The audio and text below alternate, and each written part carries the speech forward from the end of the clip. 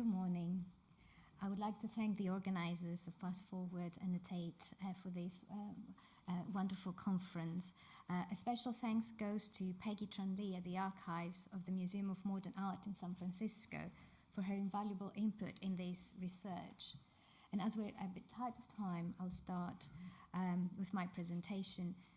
The San Francisco Museum of Modern Art, originally the brainchild of the San Francisco Art Association, opened its doors on the top floor of the War Memorial Veterans Building in 1935. A year later, in October 1936, its first director, Dr. Grace McCann Morley, would write to the Resettlement Administration in Washington, D.C., being anxious, as he stated, to stage an exhibition of Dorothea Lange's photographs that were produced only the year before in the context of the Farm Security Administration project. This paper seeks to recognize Morley's contribution to the institutionalization of photography in the Art Museum, which in 1930s North America was a male-dominated field. Morley was admittedly a museum director extraordinaire. During the 23 years of her directorship, the San Francisco Museum of Art not only grew its collection and exhibition and education programs, despite limited funding and wartime hardships, it also became a leading advocate for modern art on the culturally isolated West Coast. A great believer in the social value of contemporary art and advocate of cultural democracy, Morley argued that the prime functions of museums was, and I argue, I quote, to help as broad and as large a public possible to understand, appreciate, and use of art of its own time, end of quote. True to her words, the director sought to open the museum to different publics as well as contemporary artists of every feather, also accommodating new media such as photography and film to embrace, as she stated, the edge of creative art of our time. Morley gave female artists a voice in the Art Museum with 40 solo exhibitions devoted to women in the first 5 years of her tenure alone, at a time when it took the Museum of Modern Art in New York 13 years to organize the first one-woman exhibition by Josephine Joy, as our historian Berit Potter remarked. In the mid-1920s, Morley completed a doctorate in art and literature in Paris, where she became fascinated with the emerging European avant-garde. Yet, curation was not something that she could aspire to. At the time, highly educated girls in our history were destined to go into teaching, and that's what Morley did upon her return to the US. In the early 20th century, upper-middle-class women often volunteer in museums, while a number of women of means were involved in the founding of modern museums as benefactors and collectors. Even so, women working in museums would often become supporters of male work in what was long considered an old boys' club, lacking men's authority to pursue leadership jobs. It was quite rare in the early 20th century to find women museum directors. And those women who did get the job were, like Morley, considerably worse off when compared with their male counterparts. As you can see on the slides, salaries for female museum workers are marked in red.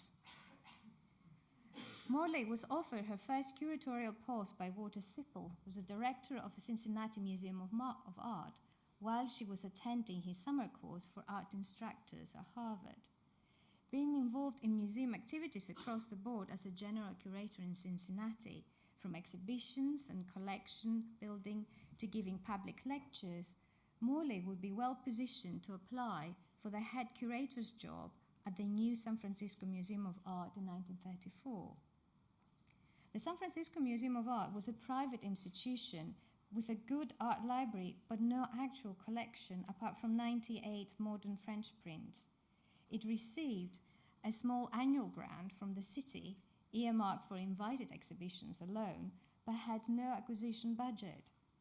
Morley, who would be named the director only a few months into the post, believed the museum owed to stimulate Bay Area artists who were long isolated on the West Coast, to see what the contemporary trends were, and at the same time to accustom the public to the modern currents of art.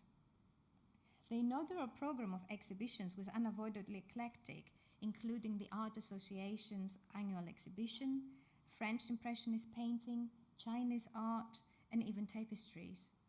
Still, subsequent exhibitions would set the tone for the museum's embracement of avant-garde and contemporary art practices, including, among others, Cubism and abstract art and Picasso, 40 Years of Art, organized by MoMA in New York, smaller exhibitions such as Henri Matisse in 1937, curated by Morley, that were based on loans from galleries and collectors. These exhibitions were followed in the 1940s by monographic shows of contemporary American art, including Archil Gorky, Clifford Still, Jackson Pollock, and Martha Rothko, which led to significant acquisitions for the museum. In this pursuit, the museum's board of trustees was unsympathetic, made up, in Morley's words, of extremely busy and important men in the community, but could be said to have no interest in contemporary art or the museum's way of serving it. End of quote. Indeed, in the early 1930s, modern art in North America was largely associated with women and an interest in interior decoration. Alfred Barr Jr., first director of MoMA in New York, sought to defeminize modern art, as Charlotte Clock argued, by masculinizing his museum as a business linked to industry and commerce, what the MoMA's business-minded trustees understood and supported. In San Francisco, though, it was the Women's Board who would support Morley in running the museum, engaging with the educational program, setting a fund for contemporary local purchases, and offer subsidizing the museum activities. With view to educate the museum's diverse audiences, Morley and her team would stage a phenomenal 70 to 100 exhibitions per year until the 1940s, including, along with larger exhibitions and Who is Who's displays, also smaller shows of local artists. In the same vein, together with clubs and schools, the museum's educational program paid particular attention to groups that were not necessarily museum goers, from Kid Scouts and worker organizations such as the Bakery Wagon Drivers and the Window Cleaners Union, to wounded soldiers through the Arts and Skills program in collaboration with the Red Cross, which also included photography instruction, as you can see. Morley was clear on the role that photography could play in a museum of modern art that fostered public outreach and experiential learning. In the 1930s, there was a strong photography scene developing in the Bay Area. Ansel Adams, Edward Weston, Imogen Canham, and Willem Vaardijk were locally based photographers who shared interest for a clear departure from mainstream pictorialist practice, became the basis for the short-lived group F64. Adams was becoming a central photography figure, not just in the San Francisco art scene. Through his friendship with Beaumont and Nancy Newhall and the collector David McAlpin, Adams was also involved in the establishment of the Department of Photography at MoMA New York, where he served as vice chairman of the photography board. Adams was also the curator of the exhibition A Pageant of Photography that was presented at the Golden Gate International Exhibition in 1940, where Morley acted as a member of the committee. And this exhibition brought, in Adams' words, for the first time photography in many of its approaches to the attention of the people in the West. Over 20 exhibitions were organized in the first 10 years of the museum's operation, starting with San Francisco Bay Bridge photographs by Peter Stackpole, taken with a new miniature camera that very year. Looking at the list of exhibitions in the period in question, one can see that Morley's democratic approach did not exclude genres, vernacular, or amateur practices. From photographs of India and fine art photography from MoMA, monographic shows by Adams and Brett Weston, to military and architectural photographs. As you can see, a number of exhibitions also involve pictorialist practice and local and international salons,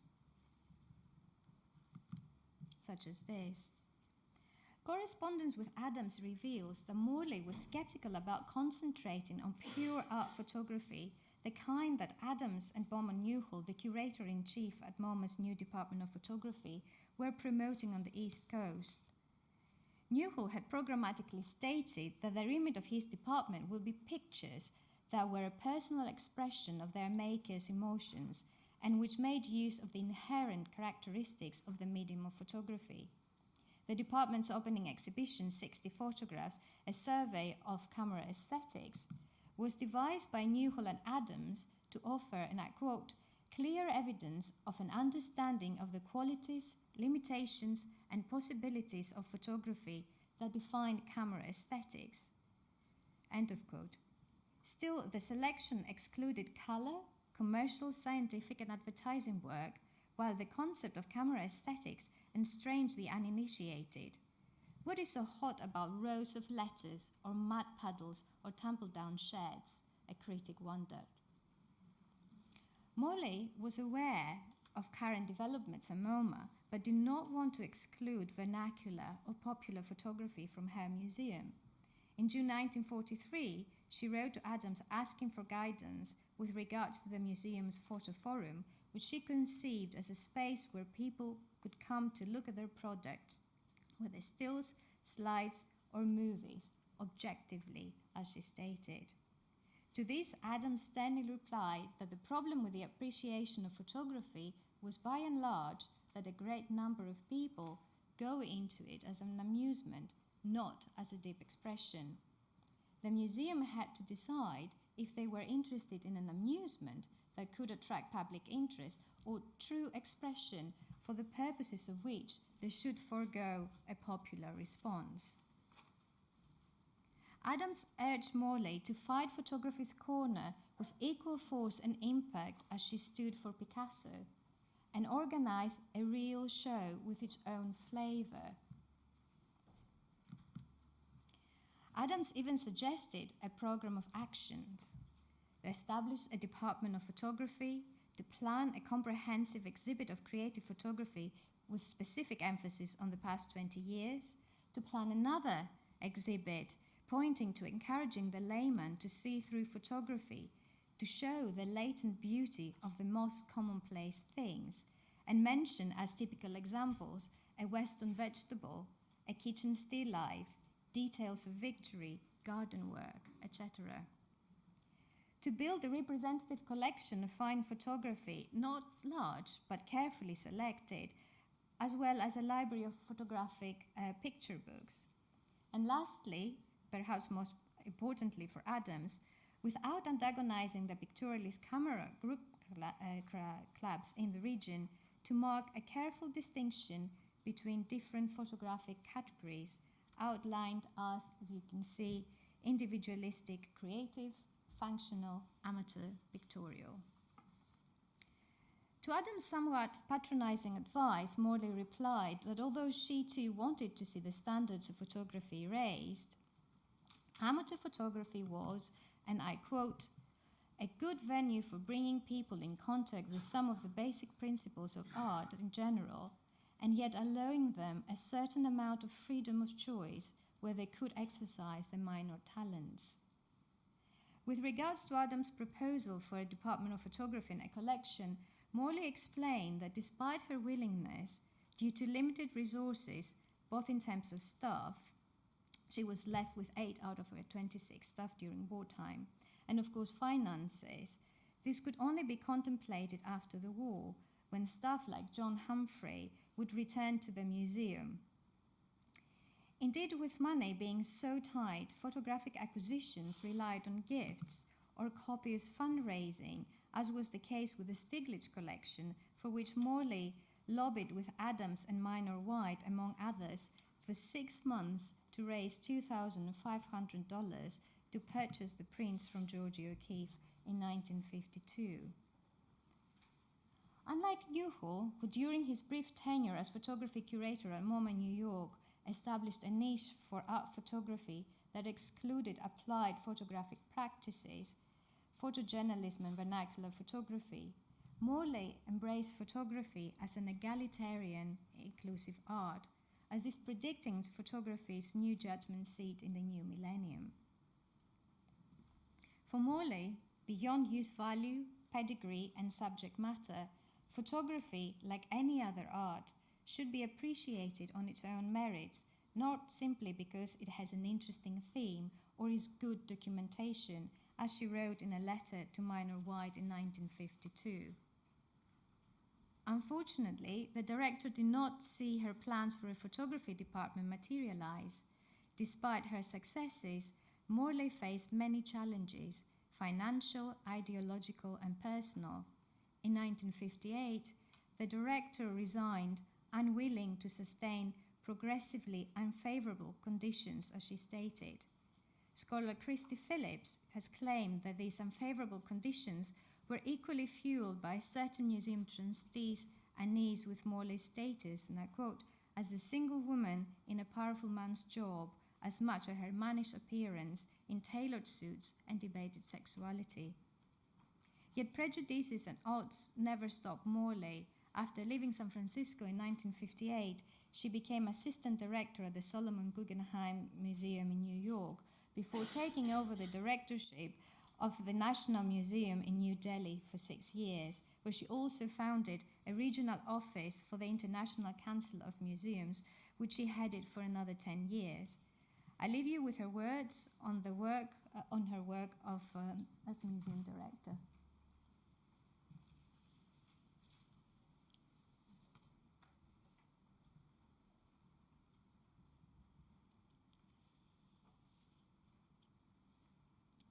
Thank you.